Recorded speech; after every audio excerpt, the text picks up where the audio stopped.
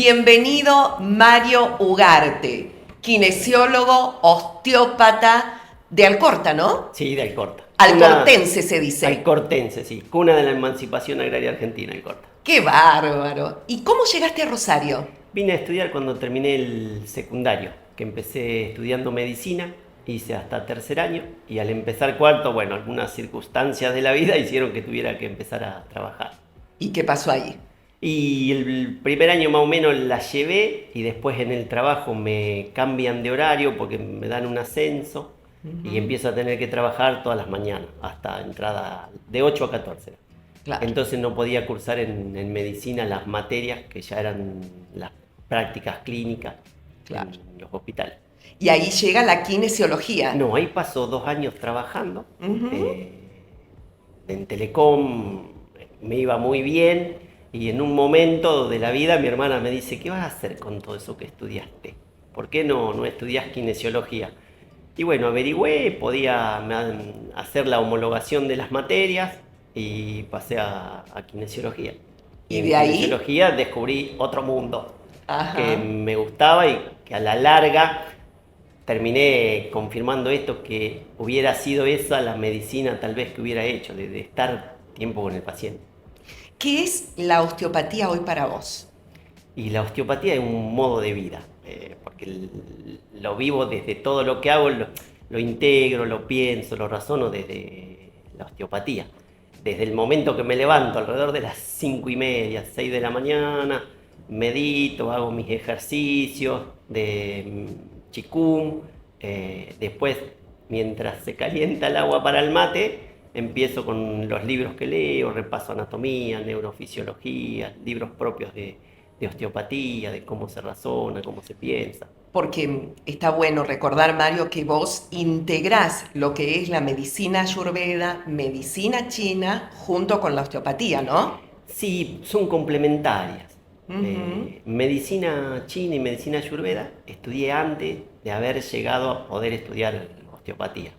Osteopatía la descubrí en el tercer año de la carrera en una charla. Y dije, wow, me enamoré. ¿Qué Y descubriste?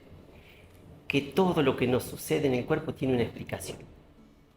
O sea, esos dolores que normalmente no saben por qué se duelen, hay una cadena lesional que termina dando el síntoma. Y la cadena lesional puede empezar en un contacto cruzal prematuro y terminar en un paciente con un dolor de rodilla. ¿Cómo lo podés explicar? Por ejemplo, viene Y alguien el con dolor de cuerpo, rodilla y vos qué y, le y decís, primero evalúo la rodilla, siempre. Y Claro. le da un montón de preguntas para construir esa historia clínica, esa historia de vida del paciente. Con esa historia clínica ya tenés algunos indicios que te empiezan a hacer formular una hipótesis de dónde puede venir el problema. Haces más preguntas hacia esa hipótesis y después empezás a trabajar. Y cuando vas a buscar lo que la hipótesis tuya te dice que es, empezás a hacer una evaluación y pedirle al paciente algún movimiento y cambia el dolor. ¿Por qué cambia? Porque estás sobre la causa y no sobre el síntoma. Tuve un profesor que fue un gran docente para mí. Él era de Buenos Aires y yo con él tuve kinesiología legal. Y él siempre me decía lo siguiente: ¿vos qué vas a hacer? ¿Un mediocre o un conquistador? Y entonces un día me explica, dice, mira, el mediocre resuelve el síntoma, que es una isla. El conquistador va por el continente y busca el origen. Y eso me quedó grabado en la cabeza a fuego. Y entonces siempre trato de buscar el origen de lo que le pasa. Y aparte, Mario, lo que noto es que vos tratás a ese paciente como un ser integral. Viste que ahora estamos acostumbrados a que haya especialistas de la cabeza, el cuello, el cuerpo, y nadie nos ve como un ser sintiente que tenemos una integración que una cosa puede provocar a la otra. Estamos vistos por especialistas por separado. Sí, mira, otra frase de una docente de medicina. Ella dijo que los médicos sabían cada vez más acerca de cada vez menos. Por ejemplo, hay médicos que son especialistas en el sistema cardionector, o sea, el del latido. pero por ahí no tienen la integralidad, que a lo mejor esa alteración del latido puede tener que ver con el plexo cardíaco y con la relación del plexo cardíaco con los ganglios del neurovegetativo cervical. ¿Y cómo hago? Llego a una consulta tuya, te digo, me duele tal cosa.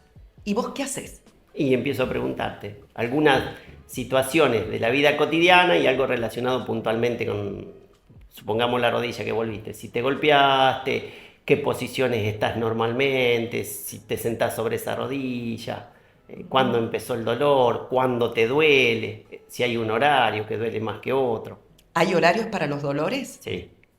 Según la medicina china, que lo uso un montón, cada órgano, cada pareja de órganos tiene 2 horas a lo largo del día donde manifiestan dolor. ¿Y tiene que ver con el reposo, con la actividad? ¿Con qué tiene que ver? No, tiene que ver que el órgano en esas horas del día demanda un poco más de sangre de la habitual para hacer su autolimpieza, para prepararse para la función. Entonces, si hay otra disfunción en el cuerpo que va a demandar más sangre para resolver, cuando el órgano necesita la sangre para prepararse para la función, para el otro día o para la tarde o para la digestión, lo que va a pasar es que va a doler la disfunción.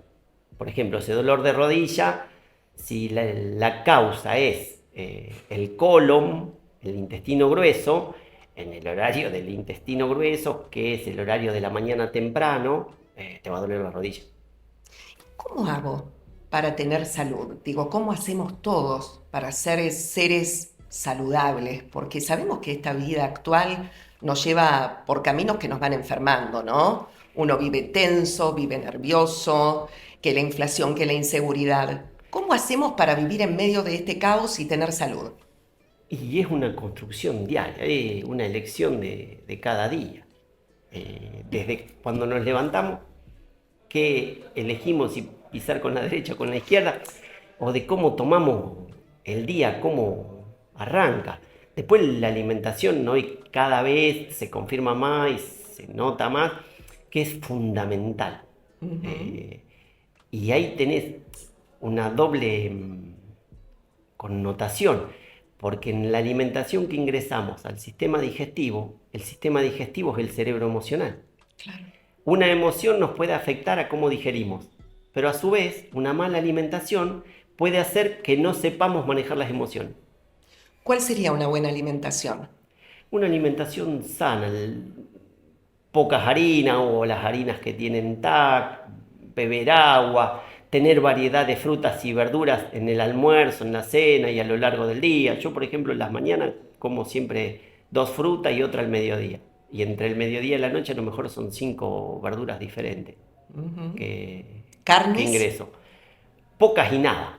O Ujú. sea, carne sí, mucho de pescado, sí, algo de pollo y carne roja. Si hay alguna ocasión que hay una reunión o algo, voy porque tampoco voy a poner en incomodidad al otro de que para mí tiene que cocinar otra cosa. Entonces como poca. Eso fue algo natural, lo de la carne, porque me empecé a notar que después de comer carne sentí una pesadez tremenda en el sistema digestivo y que me duraba 1 o 2 días. Mira. Y entonces empecé a elegir otras cosas para comer. Viste que se hicieron estudios de lugares en donde la gente vive más y se llegó a la conclusión de que era gente que justamente había sacado las carnes, que se mantenía en actividad y también un alto nivel de sociabilidad, que no estaban solos. Y Sí, lamentablemente ahora tendemos a un mundo en el que no estamos conectados, en el que nos vamos aislando, ¿no? y nos conectamos a las pantallas y nos desconectamos del otro. Eso Ujú. es lo que hoy pasa. No hay tanto vínculo del abrazo con la otra persona, del agarrarse la mano con la otra persona. Y eso es duro. O sea que no estamos hablando solo de alimentación, sino de varias cuestiones que tenemos que tener en cuenta para este tema de ser saludables. Sí, porque somos seres biopsicosociales y lo social Ujú. influye un montón. Y también me imagino estas ganas de incorporar conocimientos, de tener objetivos en la vida. que es muy importante, ¿no? Sí, bueno, justamente este último tiempo conversaba con los pacientes que uno de lo que había que pensar diferente es para después de la jubilación. Porque cuando uno trabaja y dice, ay, ¿cuándo me voy a jubilar? Y después cuando se desjubila se deprimen. Porque no tienen otro sentido, no encuentran otro sentido, otro hacer. Entonces yo les digo siempre que empiecen a programar qué van a hacer cuando se jubilen y que empiecen unos años antes para que cuando llegue ya estén en ese andar de esa jubilación. Háblame de tu paciente de 106 años, Lela. Lela. Lela hermosa, Lela. Lela la empecé a atender a los 100 años, Ujú. porque tenía una neumonía que no se podía recuperar. Y con ejercicio respiratorio, con trabajo de fascias sobre el tórax, se recuperó muy bien. Y después de vez en cuando me llamaban cuando le pasaba algo. A los 104 años se fractura la pelvis, Lela. Y estando internada, pide que vaya yo al lugar donde estaba internada. Y cuando yo voy a verla, le digo, Lela, pero acá hay profesionales, hay médicos, están los kinesiólogos en el lugar, todo. Y me mira y me dice, pero yo quiero caminar. Ay, Bueno, y volvió a la casa y volvió a caminar con andador, contra todo ciento, pronóstico. y a los 106 años A los muere, ¿no? 106 años falleció, pero falleció en plena pandemia. Claro, Pensar que no pudo ver más a nadie de sus 119 descendientes. claro, claro, eso te Solo mata. estaba en la casa del yerno, o sea, de la hija, Ujú. y con la mujer que la cuidaba. Fue terrible para mucha gente la Y sí, pandemia, ¿eh? Ahí vemos cómo somos, esto que vos decís, seres sí, sociales. sí, para ella mira, la charla con ella era hermosa. Yo siempre le decía, Lela, dame la receta, va a llegar a tu edad. Y Claro, ella me decía, yo toda mi vida hice lo que mi padre me dijo. Digo, bueno, ¿qué te dijo tu papá? claro. Mi papá me dijo, mantén las manos ocupadas para que la cabeza no piense pavadas. Qué bárbaro, y se ve que lo cumplió a Sí, rajatabla. hasta los 90 y tantos años siguió haciendo todas las cosas. Después ya no la dejaron. No obstante eso, pienso, llegar a esa edad también es muy complicado porque se te termina tu círculo social, Sí. uno ve pérdidas de seres muy queridos, es complicado. Y vos sacaste cuenta. Sus hijos 80, sus nietos 60, sus bisnietos alrededor de 40. O sea, Claro, y claro, ella ya había sepultado a una hija. eso es muy duro. Sí. eh, Pero esto de mantener las manos ocupadas, creo que también es una gran receta para tener en cuenta y para sí, lograr sí, la sí, salud, sí. ¿no? Ahora, ella tenía una lucidez tremenda. Ella Ujú. había nacido en el 1914. Te contaba cosas puntuales de todo lo que había vivido y cosas que yo siempre decía, tendrían que venir los historiadores a escucharla, que ella Claro, vio el cambio del país. porque esas son historias Sí, vivientes. sí, sí, sí. Qué importante hubiese sido ponerle, filmarla, tener Sí, registro. sí. Marianela y su diagnóstico de embarazo. Marianela, Marianela viene 2021 a consultar conmigo porque ella estaba viendo, pensando con su pareja de si quedaban embarazadas. 31, 32 años tenía en ese momento. Y un profesional le sugiere que antes de empezar con los tratamientos hormonales y esas cosas, visite un osteópata. ¿Por qué? Porque ella, cuando era niña, 12 años, había tenido un tumor de ovario. Y bueno, hacemos la historia clínica, charlamos un montón de cosas, pregunto sobre el ciclo, si era regular, si dolía, si no dolía, cómo era. Y cuando empiezo a evaluar la movilidad de los ovarios y del útero, debajo de la mano percibí algo que en la vida había sentido. Y la miro y le digo, ¿vos estás embarazada? Y ella se ríe y me dice, no, no, vine porque vamos a ver con mi pareja si podemos. Digo, ¿vos estás segura? Digo, yo lo que siento abajo la mano no lo sentí nunca. Nunca. En esta zona del... Me dice, bueno, mi ciclo tendría que ser en 15 días, te avisamos. Y a los, qué sé yo, 19, 20 días me llaman ella y la pareja contándome que estaban embarazadas y que era el primero que sabía y que ahora después iban a llamar a los padres. Y la nena ahora ya tiene 3 años. ¿Cómo te das cuenta? ¿Por temperatura, No, eso tacto? fue una sensación que era como una ebullición debajo de la mano. Es difícil explicar. Pero nosotros con las manos vemos lo que pasa debajo. Pero eso me imagino que no todos los osteópatas, o es en tu caso que lo desarrollaste. Y yo lo desarrollé porque en algún momento con un osteópata grande, ya hoy debe pisar los 90 y pico, fui a aprender unas cosas con él y me hacía trabajar palpando diferentes texturas y poder discernir entre una harina y una fécula, ¿Cómo por ejemplo. sería la temperatura de una persona que está saludable? Y todo el cuerpo tiene que tener la misma temperatura.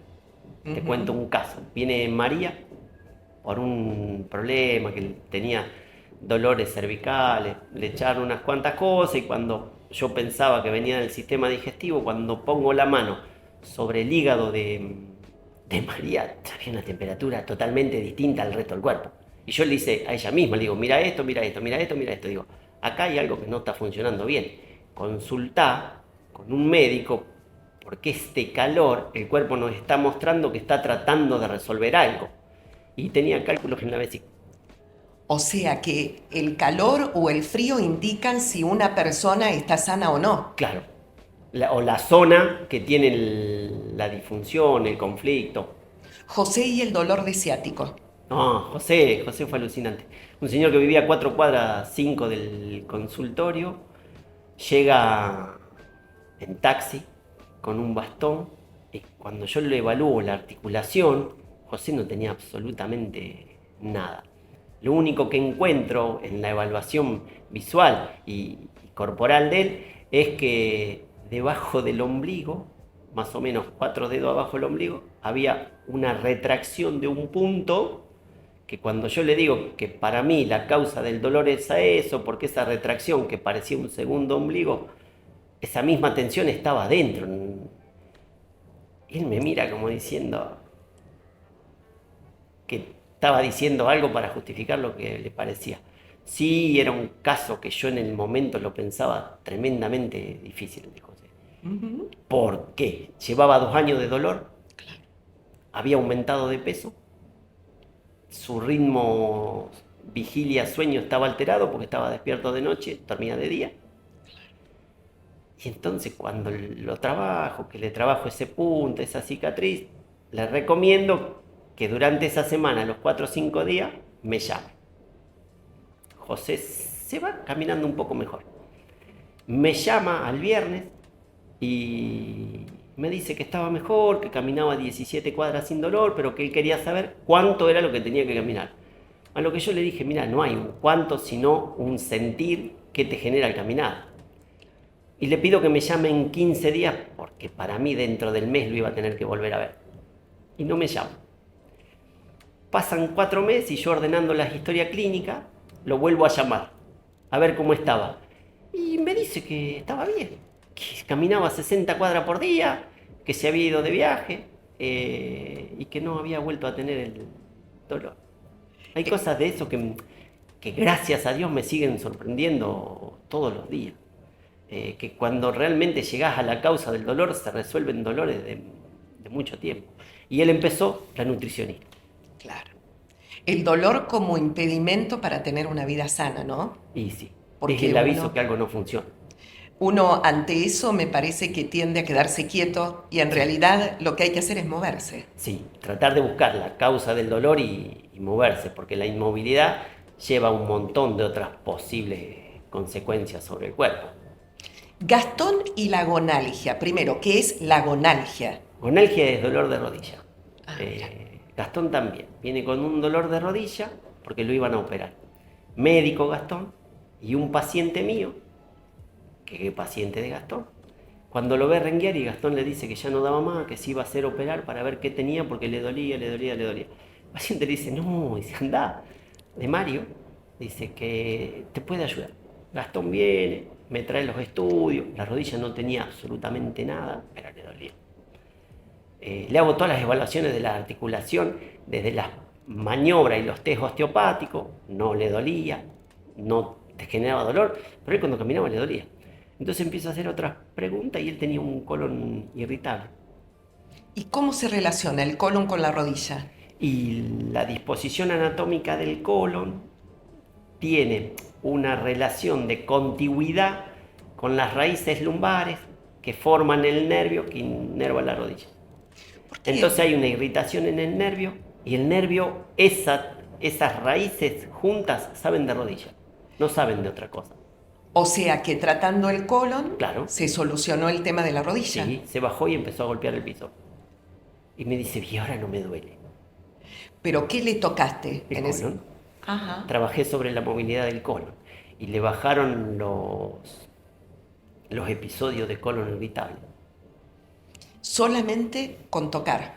Sí, más que con tocar es poner la mano sobre el órgano y empezar a percibir si tiene una movilidad natural o no. ¿Y todo esto por qué la mayoría de la gente no lo sabe? Digo, porque se nos terminarían los problemas, los dolores, estaríamos más sanos, ¿o no?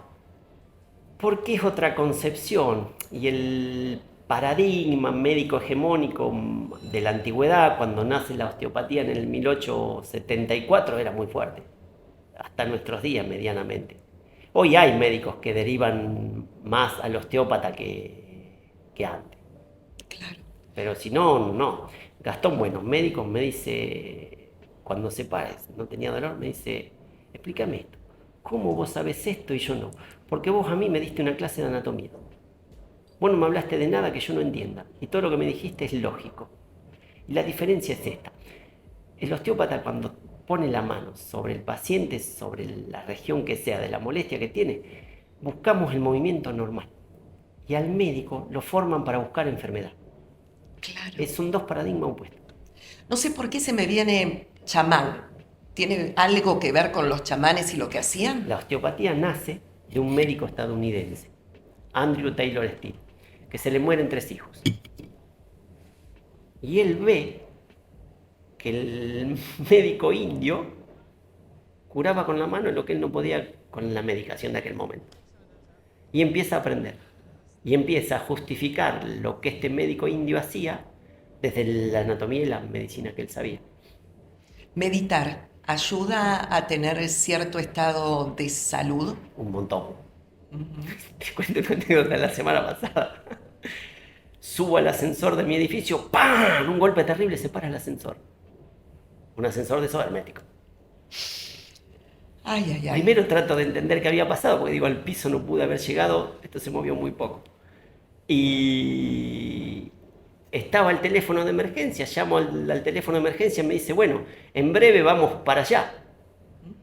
Y bueno, entonces lo único que me dije fue, bueno, vamos a ocupar la cabecita, saqué el japamala y ¿Qué me sería puse el japamala? para rezar mantras. Ajá. Son 108 cuentas. Como el rosario, Como por ejemplo. igual, lo mismo que el Ajá. rosario. Y Bien, pero veo que el rosario, viste que lo tenés separadas. bueno, a las este no. cuentas, todas Este juntas. se rezan las 108 cuentas, se repiten los mantras. ¿Y qué se reza? Y uno elige el mantra que quiere. Ajá, puede ser una oración, por ejemplo. A ver, mantras son oraciones del budismo, pero el Ave María Ujú. también es el rosario es un Claro. mantra, porque es repetir, siempre las mismas Padre frases. Nuestro y Ave María. Claro, repetir todas Ajá. no, poder repetir las que quiera, lo contá y repetir lo que quiera, una oración al Espíritu Santo, lo que quiera. Perfecto. Bien, entonces no te saco de la historia, sí. Y me puse a rezar el mantra, terminé de rezar el mantra, estaba así lo más tranquilo. Llega a sacarme el de emergencia. Abre la puerta, yo estaba sentado en canastita, y le empiezo a contar cómo había sido todo. Y el hombre me miraba y me dice, ¿no vas a salir del ascensor? Ah, sí, le digo, ahora salgo. Ay, ay, ay. ¿Cómo ayuda eso, no? Para la vida misma. Pero cuesta. Viste que cuando uno está en momentos de crisis o acelerado, es muy complicado sentarse y meditar, ¿eh? Bueno, pero llevo casi 20 años Claro. de meditar. ¿Cómo se arranca a meditar? Yo acá aprendí en el centro tibetano. Ajá. Si uno no tiene tiempo de ir al centro tibetano, un libro maravilloso para aprender a meditar y para aprender gran parte de la filosofía budista es el libro tibetano de los vivos y de los muertos. Ajá. La primera parte del libro es enseñarte a vivir para en la segunda parte enseñarte a morir. O sea, prepararse sería. Sin salud no somos nada. No. ¿Qué consejos darías para que estemos sanos? Llevar una vida ordenada, ordenada en horarios, ordenada en alimentación, ordenada en emociones dentro de lo posible. Y las emociones se ordenan de tener ciertas prácticas que te ayuden a bajar el estrés, a poder en cierta manera controlar los pensamientos. ¿Cómo? Una práctica, el Sí. Qigong es muy buena, el yoga es muy bueno, la Qigong, meditación es muy ¿qué buena. sería? Qigong es parte de la medicina china, son ejercicios que se realizan para trabajar sobre determinadas parejas de órganos y tienen una estación del año en la que se trabaja, porque cada órgano tiene relación con una estación del año. ¿Y eso dónde se hace? Y hay un montón de escuelas acá. Ajá. Hay clases gratuitas en los parques Mira. que tienen relación con la municipalidad. Ese fue un emprendimiento hace unos cuantos años. Parque Urquiza, Los Silos, la Plaza Saavedra, la plaza frente a el Gabino Sosa, la plaza frente a la terminal de ómnibus, hay muchos lugares. Dicen que la lección llega cuando el alumno está listo, ¿no? Sí. Entonces, seguramente ahora con esto se despiertan determinadas cuestiones después de esta charla y seguramente podemos encontrar esos Mira, lugares. realmente el Qigong es una meditación en movimiento, porque hay que estar muy consciente de la posición del cuerpo, de la respiración, del movimiento que vas a hacer. Claro. Y bueno, o le llaman, los practicantes del Qigong le llaman el método de la alquimia interna, ¿Por qué? porque genera cambio. ¿Cuándo uno empieza a notar esos cambios? ¿Enseguida o es todo un proceso? Mayormente uno lo va a buscar en lo físico, entonces es un proceso más largo. Pero hay cuestiones como esta que te digo, que hay situaciones que te expone a un estrés tremendo y uno reacciona con una lucidez diferente. ¿Cómo se hace para vivir en cierto estado de paz en medio del caos que como argentinos, como rosarinos, nos toca vivir? Seleccionando los pensamientos, seleccionando lo que se lee, seleccionando lo que se mira, seleccionando lo que se escucha. Yo no tengo televisión, por ejemplo. Epa. Escucho radio, determinados horarios, determinados locutores, por algunas cosas. Entonces no te contamina. Claro. Pero, por ejemplo, hay paro de colectivos, no abren determinados negocios, uno eso lo debe saber, no sé. Me imagino No, por que... eso te digo que escucho radio y hago eso para estar atento a cómo están las cosas. Ujú. Pero lo que uno mete en el cuerpo, de alguna manera incide en Sí, nuestro estado de desde salud. lo que oís, lo que ves, lo que comés, incide. Dicen que somos el resultado de las 10 personas con las que más nos relacionamos durante el Sí. día. ¿Coincidís en eso? Sí, totalmente. ¿Y con qué personas nos deberíamos relacionar? Con aquellas que nos hacen bien, con aquellas que sentimos armonía, con aquellas que nos da ganas de abrazarlo cuando lo ven. Porque eso es lo que te llama, lo que te va a confirmar que estás bien. Y con aquellas que no tenés mucha gana y tenés que estar, está lo mínimo indispensable. Pienso en esto, cuántas cosas distintas, más allá de las noticias, de la tragedia, uno puede meter en la cabeza, ¿no? Mira, yo digo esto. ¿Por qué no cada uno de nosotros en el día no tratamos de contar una historia feliz? Eso, Y eso cómo empieza a cambiar. claro. Yo, el paciente conmigo, en el consultorio, no hay un momento de la sesión donde no haya algo risueño que yo lo haga reír. Claro. Es fundamental. Y cambiar también las preguntas que uno le hace al Sí. otro, ¿no? El cómo estás, si vos lo llegás a preguntar ahora, te dicen, ¿y cómo querés que me vaya? Por esto de, contame la historia feliz que viviste hoy. Es eso, buscar ese otro. Si todos empezásemos a contar historias diferentes, historias de feliz, historias de entusiasmo, historias de logros, de contar esto, la posibilidad de mirar dónde salió, mirar dónde está, mirar el esfuerzo. Si uno pudo, puede en todo. ¿Sos feliz? Sí. Haces lo que te gusta. Hago lo que me gusta, veo el resultado de lo que me gusta y necesito estar bien conmigo mismo para ser feliz. Mi felicidad aprendí a que no depende del afuera. El afuera me puede ayudar a incrementarla, a complementarla, pero lograrla es por mí mismo. Mario, ¿dónde te encuentro? Quiero seguir hablando, ya sé Bueno, dónde te encuentro porque voy seguido, sí. pero contanos, para aquellos que nos están viendo, redes sociales, lugares donde podemos contactarte, encontrarte, verte. Bueno, yo estoy en un consultorio en calle Santiago, Ujú. al 1269, y estoy otro día que trabajo junto a odontólogos, acá en calle Corrientes al 791. ¿Redes sociales? Sí, mariougarte.osteópata, tanto en Facebook como en Instagram. ¿Se viene el libro? Está ahí dando vuelta, en algún momento saldrá. Fue un placer, pero desde acá, haberte recibido. Bueno, Gracias por estar. de corazón agradezco la invitación, la oportunidad y bueno, seguí con esto que es muy bueno para todos y que la gente siga conociendo que hay otras posibilidades en todos los ámbitos, ya sea desde la salud, desde los emprendimientos, desde lo económico, desde un montón de lugares hay otras posibilidades que no se dan tanto a conocer. Mario Ugarte, gracias. Gracias a ustedes.